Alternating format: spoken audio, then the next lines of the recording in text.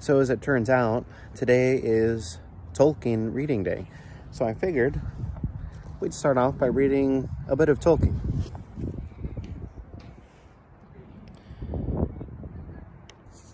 There was Eru, the One, who in Arda is called Ilúvatar, and he made first the Ainur, the holy ones that were the offspring of his thought. And they were with him before aught else was made. And he spoke to them, propounding to them themes of music. And they sang before him, and he was glad. But for a long while they sang only each alone, or but few together, while the rest hearkened. For each comprehended only that part of the mind of Ilúvatar from which he came. And in the understanding of their brethren they grew but slowly. Yet ever as they listened, they came to deeper understanding and increased in unison and harmony.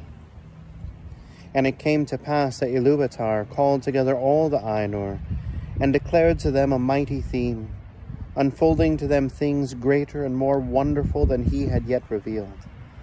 And the glory of its beginning and the splendor of its end amazed the Ainur, so that they bowed before Ilúvatar and were silent.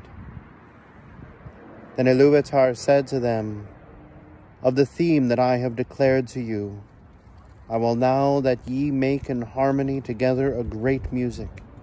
And since I have kindled you with the flame imperishable, ye shall show forth your powers in adorning this theme, each with his own thoughts and devices, if he will.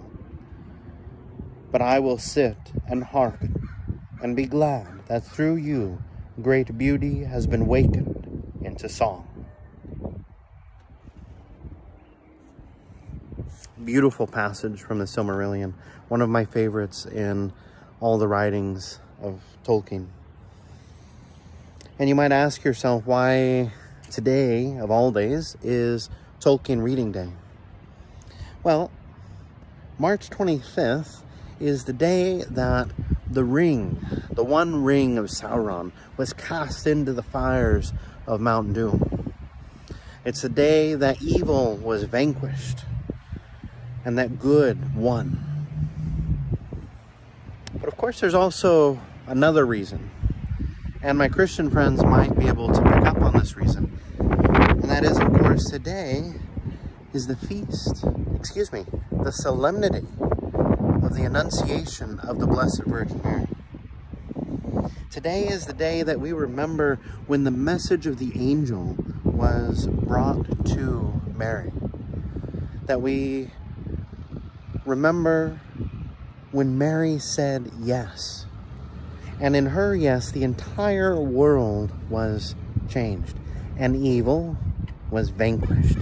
Because the Word of God, the Son of God, was made flesh on this day. And so it's very fitting that on Tolkien Reading Day, we of course commemorate the destruction of the One Ring, and that it also coincides with the Annunciation, because Tolkien was a devout Catholic who had a deep, deep devotion to his faith and to the Blessed Virgin Mary and to her Son, Jesus Christ. And it is this faith that informed who he was. It's this faith that helped to form the works that he wrote that we remember so well. Sorry for the helicopter. You know, so I don't know if you can see it up there. Probably not. This is the 6th take of this video that I've tried doing because of things like helicopters. So hopefully this one will be the final one, because I can't edit out a helicopter. So anyway, the faith of Tolkien informed all of his works, and it formed who he was as a man. And so on this Tolkien Reading Day, I would encourage you to pick up your favorite work, whether it be Lord of the Rings, or The Hobbit, The Silmarillion, The Histories of Middle-earth, The Unfinished Tales, and spend some time with Tolkien.